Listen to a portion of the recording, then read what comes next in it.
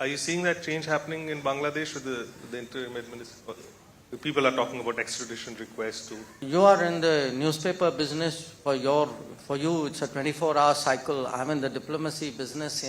I'm prepared to wait at least a few months for anything to fructify. So I would not be in a hurry to call out situations. For the last 10 years, when we've been talking about neighborhood first, the entire exercise is about making sure that there are so many connections in so many domains which are so indispensable, which are so deep, which are so central to everybody's calculation, that the factors of volatility get relatively diminished.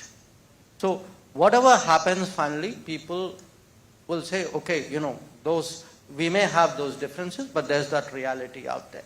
And I think that's good for us. Are you seeing that change happening in Bangladesh with the interim administration? People are talking about extradition requests too. No, look, you are in the newspaper business. For you, it's a 24-hour cycle. I'm in the diplomacy business. For me, I'm prepared to wait at least a few months for anything to fructify. So, I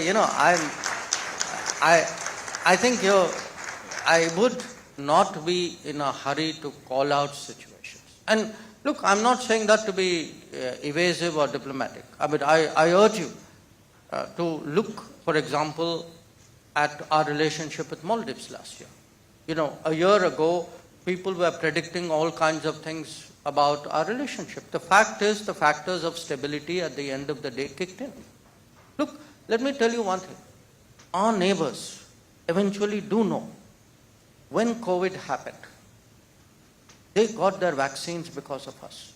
When Ukraine conflict happened, many of them got their fertilizers and their food grains because of us. When, difficult situations happen, ask Sri Lanka. Had Sri Lanka waited for the IMF to deliver, God only knows what would have happened.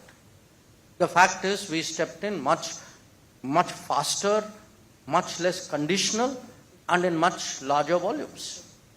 So, at the end of the day, the neighborhood today knows the reality. And I think it's important, look, if we invest in the neighborhood and the neighborhood invests in us, I guarantee you this would be a far more stable, predictable, resilient region. Because I expect this is going to be a very choppy decade.